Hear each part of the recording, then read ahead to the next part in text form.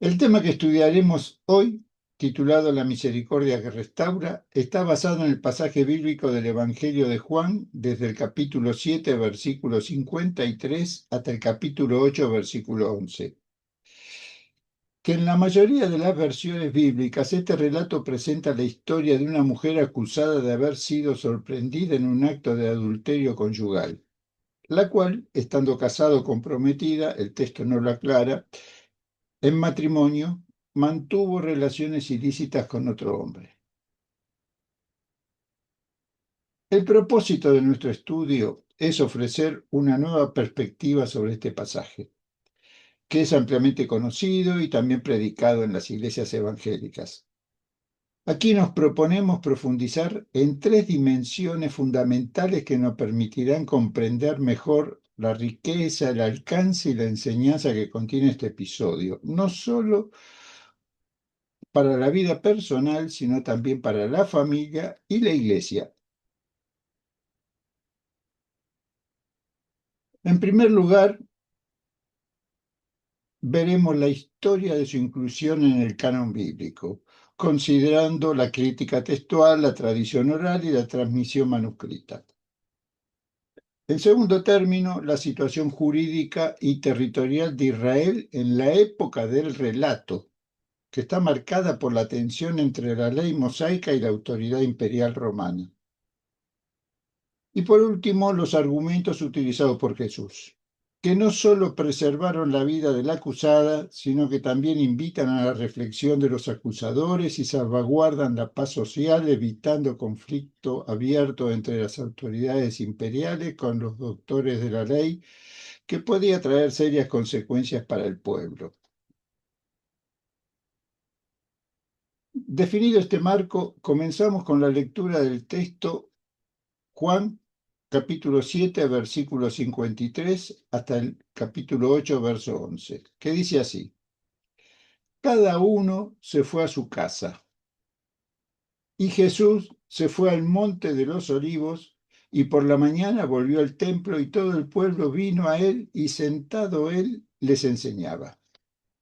Entonces los escribas y los fariseos le trajeron una mujer sorprendida en adulterio, y poniéndola en medio le dijeron: Maestro, esta mujer ha sido sorprendida en el acto mismo de adulterio. Y en la ley nos mandó Moisés a apedrear a tales mujeres. Tú, pues, ¿qué dices? Mas esto decían para tentándole, para poder acusarle. Pero Jesús, inclinado hacia el suelo, escribía en tierra con el dedo. Y como insistieron en preguntarle, se enderezó y les dijo: El que vosotros esté sin pecado, sea el primero en arrojar la piedra contra ella. E inclinándose de nuevo hacia el suelo, siguió escribiendo en tierra. Pero ellos, al oír esto, acusados por su conciencia, salían uno a uno, comenzando desde los más viejos hasta los postreros. Y quedó solo Jesús y la mujer que estaba en medio. Enderezándose Jesús y no viendo a nadie, sino a la mujer, le dijo: ¿Dónde están los que te acusaban? ¿Ninguno te condenó? Y ella dijo: Ninguno, Señor. Entonces Jesús le dijo: Ni yo te condeno. Vete y no peques más.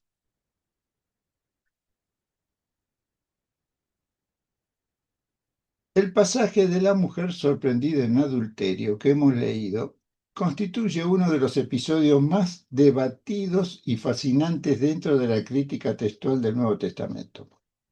Los manuscritos más antiguos y confiables del Evangelio de Juan, como el Papiro 66, fechado hacia el año 200 de nuestra era y considerado uno de los testimonios más completos de este Evangelio, así como el Papiro 75 de comienzo del siglo III y célebre por su estrecha afinidad con el Códice Vaticano, omiten este relato. El texto pasa directamente del capítulo 7, versículo 52 al capítulo 8, versículo 12. Del mismo modo, códices del siglo IV como el Sinaítico, el manuscrito bíblico más completo antiguo que se conserva y el Vaticano, que está considerado como el testimonio más fiel del texto griego, tampoco lo incluyen. La misma ausencia se observa en el Códice Alejandrino y el Códice Efremita Rescriptus. A esta evidencia se suma el silencio de los padres de la Iglesia como Orígenes, Crisóstomo y Cirilo de Alejandría, quienes no comentan este episodio en sus exégesis del Evangelio de Juan, lo que refuerza la hipótesis de que este texto fue una incorporación tardía. El motivo de su ausencia en los manuscritos más antiguos permanece desconocido, aunque su posterior inclusión revela la fuerza de la tradición que lo transmitió. Muchos especialistas sugieren que el relato circuló como una tradición oral independiente y fue incorporado al texto de Juan entre los siglos IV y V, y aunque no formara parte de los manuscritos más antiguos que se conservan, la Iglesia lo acogió como un testimonio auténtico de la práctica misericordiosa de Jesús. Aquí tenemos el motivo de por qué lo recibimos hoy. No todas las Biblias lo contienen. Algunas directamente lo resaltan o lo ignoran o lo ponen entre corchetes, dando a entender de que no forman parte del texto original, pero que sí son aceptados. El pasaje aparece en la edición del Nuevo Testamento griego recién publicada por Erasmo de Rotterdam, que es el Textus Receptus, en 1516, y fue mantenido en las revisiones de Robertus Stephanus, 1550, y Teodoro de Beza, en 1565. Desde entonces quedó fijado en la mayoría de las traducciones, incluyendo las Biblias en español y la King James Version, basadas en el Textus Receptus. Dicho esto, pasamos a la situación jurídica y territorial de Israel en la época del relato. La Biblia aborda el tema del adulterio desde dos perspectivas complementarias.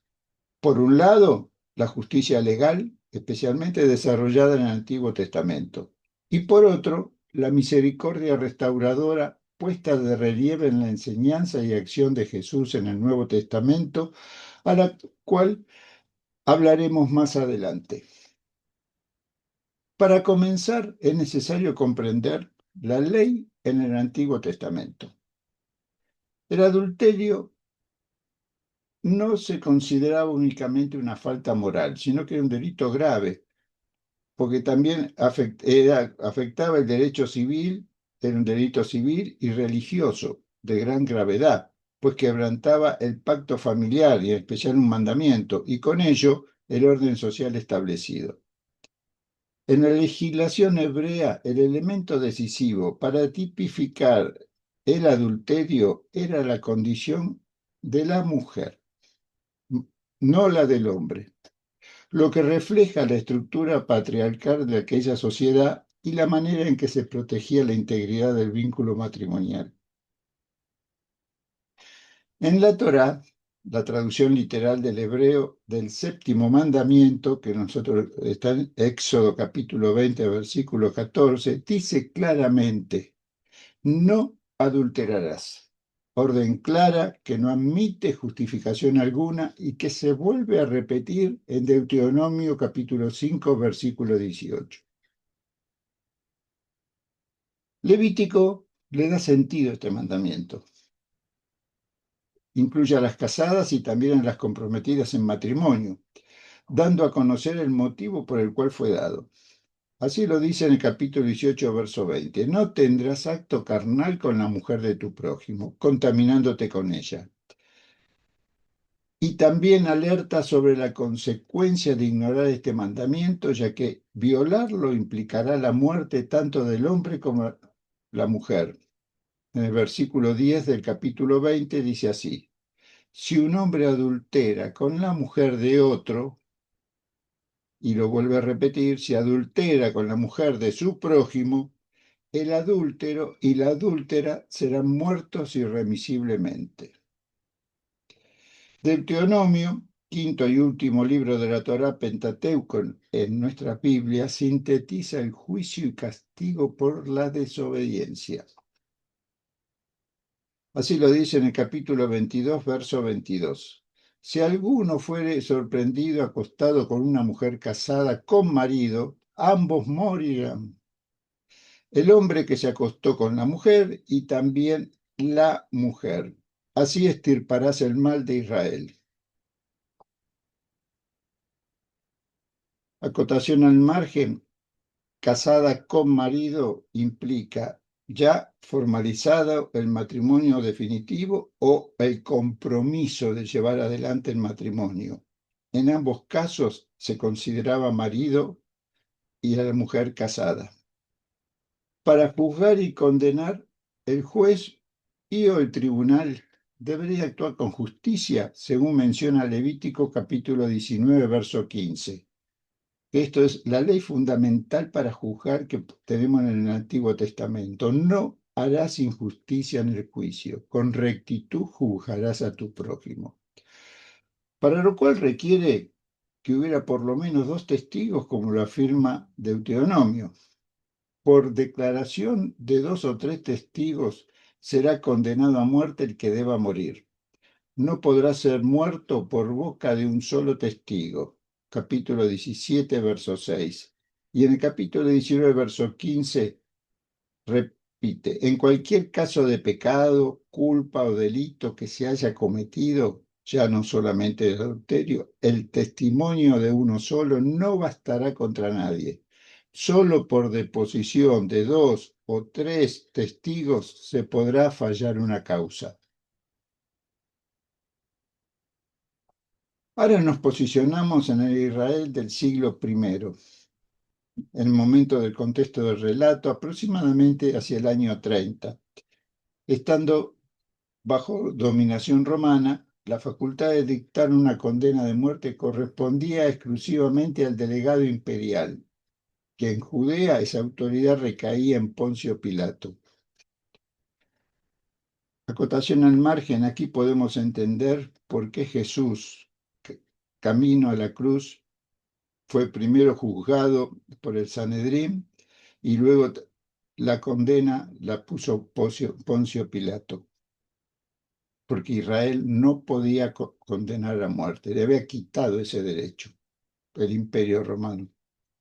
Por ello, la condena de una mujer a morir por lapidación debía someterse a un procedimiento jurídico de extrema formalidad y rigor, ya que no se trataba de un estallido espontáneo de violencia colectiva, aunque los linchamientos ilegales podían ocurrir, sino de un juicio regulado y conducido por un Sanedrín menor, compuesto por 23 jueces, llamado Sanedrín Ketaná. Así lo testimonia la Misná, que es una recopilación de la Torá oral redactada por el rabino Rejudá Hanasí a comienzos del siglo III. Sin embargo, incluso en tales circunstancias, la ejecución debía contar con la autorización del delegado imperial romano. Ello hacía prácticamente imposible la aplicación efectiva de esta pena, pues se trataba de una disposición de carácter religioso, aunque considerada grave, que no comprometía la seguridad del imperio. Un dato interesante. En aquella época, para juzgar el adulterio, ambas partes debían ser previamente advertidas de las consecuencias del acto que estaban por cometer, y el proceso judicial solo podía iniciarse si efectivamente lo consumaban. Con este trasfondo, nos disponemos ahora a examinar detenidamente el texto bíblico del Evangelio de Juan. En el día anterior, Jesús había estado enseñando en el templo de Jerusalén. La multitud lo escuchaba con atención y la fuerza de sus palabras fue tal que los alguaciles enviados por el Sanedrín para apresarlo no se atrevieron a hacerlo. Aquello provocó una fuerte disputa entre los fariseos ahí en el Sanedrín, que insistían en detenerlo, y Nicodemo era el único que no encontraba acusaciones contra él. Entonces, ahí comienza el relato, versículo 53 de capítulo 7, dice, cada uno se fue a su casa. Y En el capítulo 8, verso 1, comienza diciendo, Jesús se fue al monte de los olivos, evidentemente para orar. Y por la mañana volvió al templo, y todo el pueblo vino a él, y sentado él les enseñaba.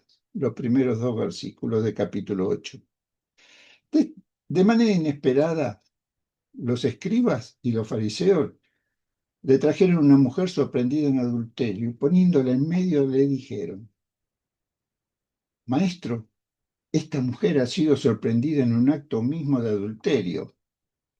Y en la ley nos mandó Moisés apedrear a tales mujeres. Tú, pues, ¿qué dices? Versículo 3 al 5 del capítulo 8.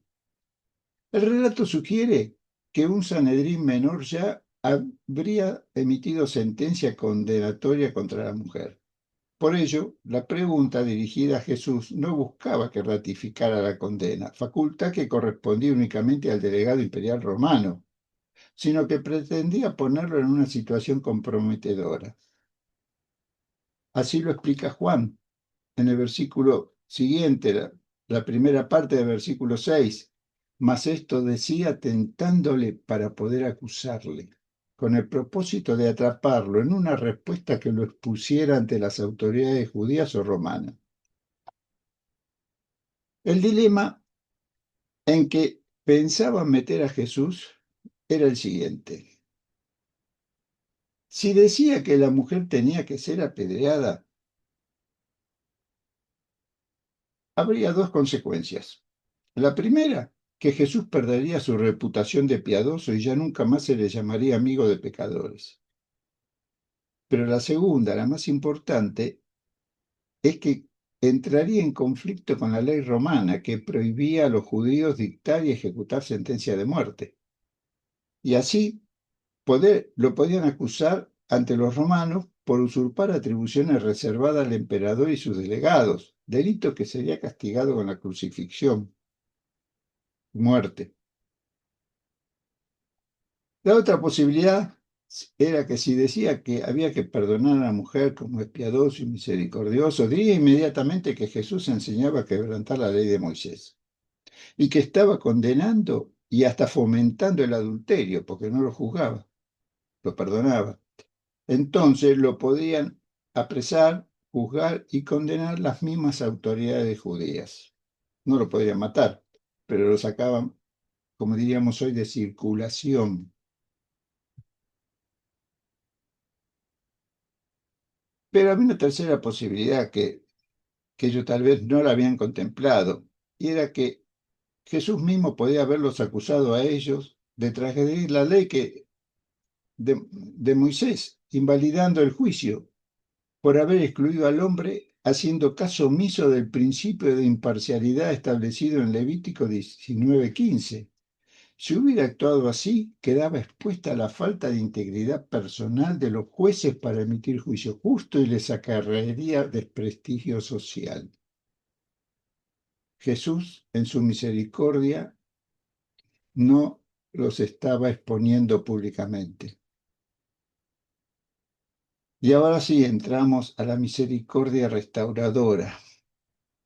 En este punto comenzamos a vislumbrar el sentido profundo de lo que significa, de cómo se actúa, que Jesús quiere enseñarnos. Juan relata, pero Jesús inclinado hacia el suelo escribía en tierra con el dedo, la segunda parte del versículo 6 del capítulo 8. Este gesto, bastante comentado, discutido, muchas opciones, qué es lo que estaba escribiendo Jesús, estaba escribiendo los nombres de los que estaban acusando.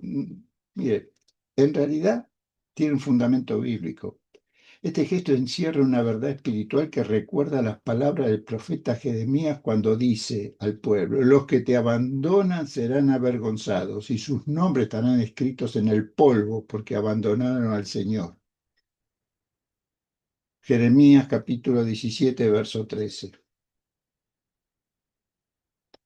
El acto de Jesús, cargado de misterio al escribir con el dedo en tierra, resalta la sabiduría de quien no se deja atrapar por la trampa, sino que abre un camino de gracia y verdad tanto para los acusadores como para la acusada.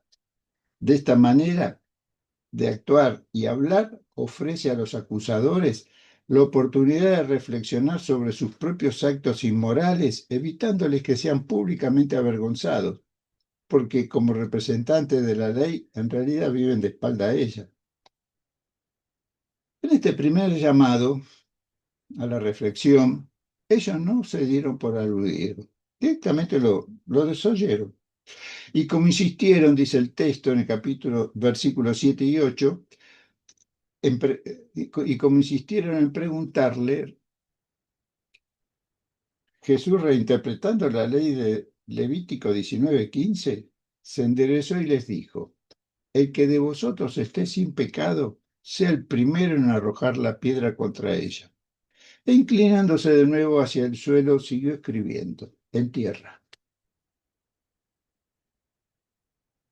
Cuando la palabra de Dios es proclamada con espíritu y verdad, se cumple lo que dice el autor de Hebreos.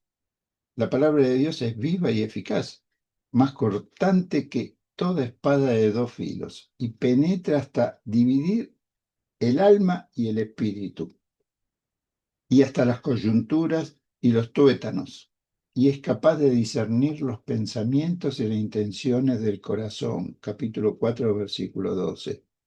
Jesús conocía quiénes eran y lo que estaban haciendo y hacia quién lo hacían. Y así sucedió con las palabras de Jesús, que atravesaron la conciencia de los acusadores.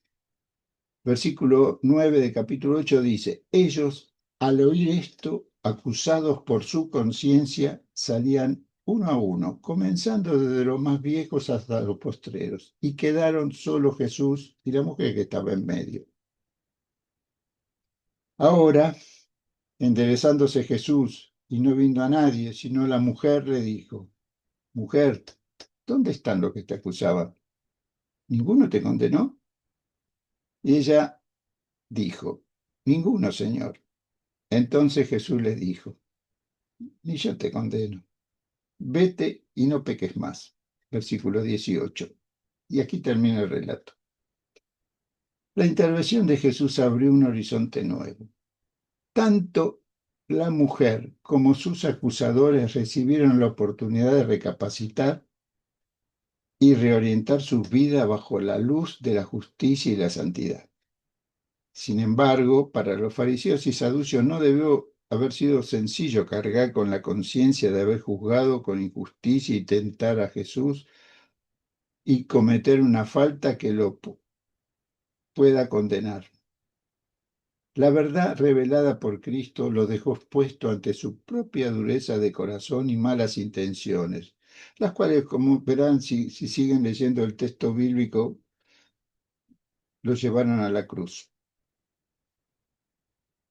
Por su parte, la mujer, cuyo nombre no se menciona, debió enfrentar, aunque el texto bíblico no lo dice, seguramente la difícil tarea de regresar a su esposo o prometido y recomponer la vida familiar.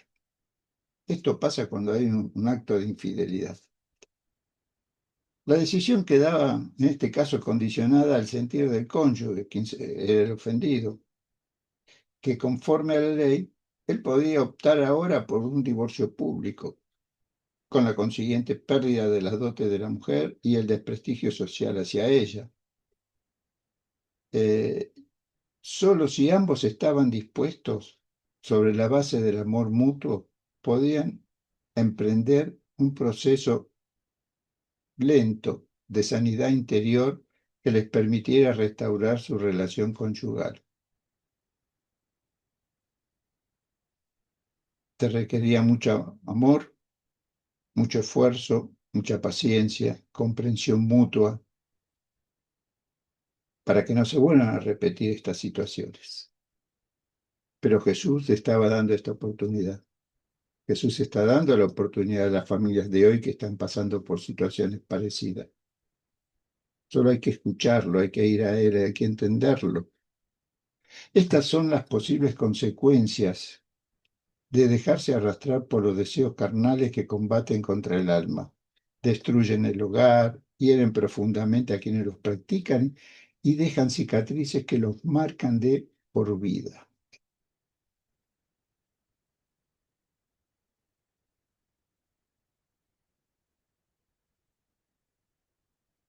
La Iglesia, como cuerpo de Cristo, asimiló esta enseñanza. En su Evangelio, Juan nos transmite que debemos aprender para discernir cómo juzgar, no solo en caso de infidelidad conyugal, sino en cualquier otra situación de pecado que requiere evaluación y que afecte al cuerpo de Cristo, que es la Iglesia. Y ahí nos enseña que antes de juzgar el pecado ajeno, quien se coloca en lugar de juez debe examinar primero su propia condición moral. Yo no puedo juzgar un pecado el cual estoy practicando, evitando actuar con parcialidad o intereses personales.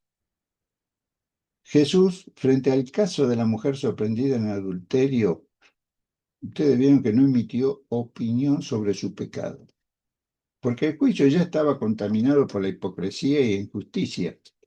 Sin embargo, cuando estuvo a solas con ella, fue claro y directo. Está reconociendo el pecado. Ni yo te condeno. Y vete y no peques más.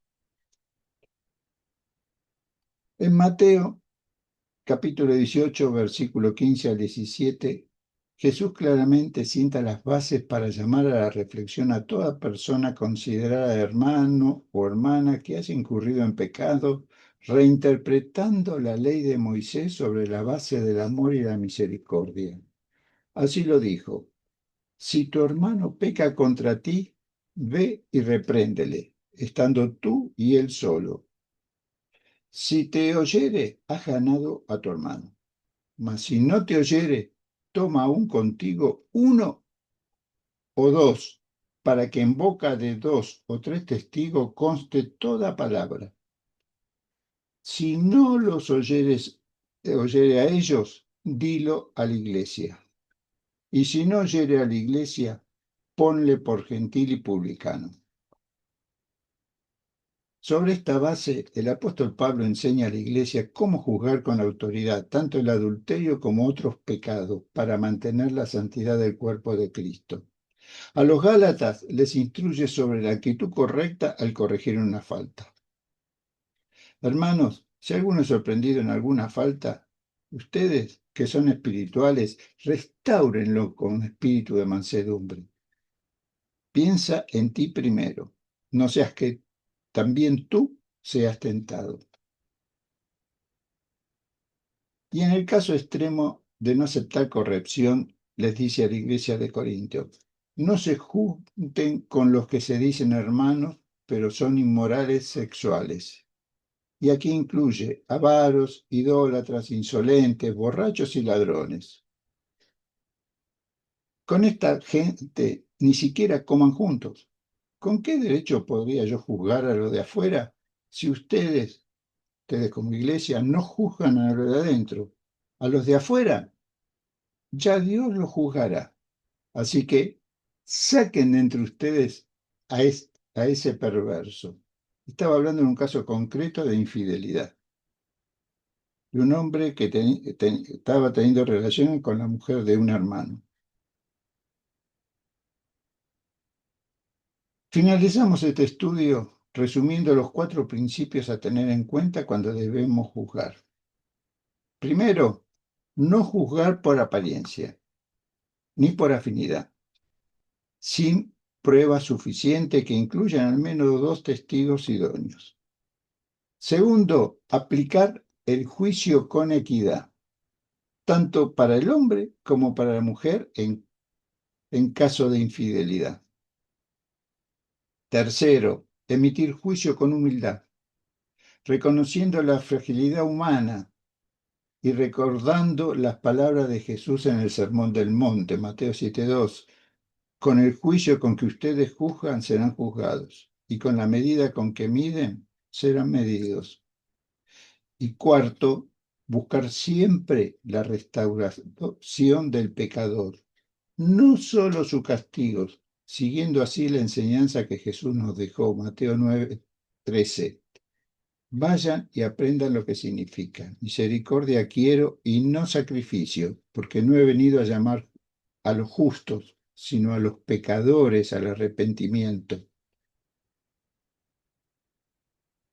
Terminamos este estudio con una oración. Señor, tú sabes nuestras debilidades y nuestras fortalezas. Tú nos conoces profundamente en nuestro ser. Con gracia y misericordia nos toleras y nos das en ese amor, Señor, tu palabra para poder compadecer ante ti. Y, Señor, queremos ser benditos en escucharte, en adorarte y poder vivir conforme a lo que Jesús nos ha enseñado. Misericordia quiere y no sacrificio. Y aprender a juzgar, Señor, de la manera que seremos juzgados. Así podemos decir, Señor, que somos miembros del cuerpo de Cristo, miembros de la Iglesia, miembros de la familia de Dios, coheredero con Cristo del reino que nos está ya, Señor, abierto y que estamos caminando en él. Te pido, Señor, para toda situación que esté pasando alguna familia, Señor, algún matrimonio por esta situación, que tú en tu misericordia te les presentes y los ayudes, Señor, a recomponer la situación para que no lleguen a la separación, ni tampoco, Señor, a una convivencia insoportable. Hazte presente, Señor. Iluminas con tu amor y tu misericordia. Y a tu iglesia, Señor, dale la valentía, la palabra y el espíritu para poder atender en amor y misericordia toda situación que se presente, que pretenda dañar el cuerpo de Cristo, que es tu iglesia. Te doy toda la gloria, la honra y la alabanza en el nombre de Jesús. Amén. Que la gracia de Dios ilumine cada vida para llevar una vida justa, sobria y piadosa, reflejando así la imagen de Cristo. Bendiciones a todos.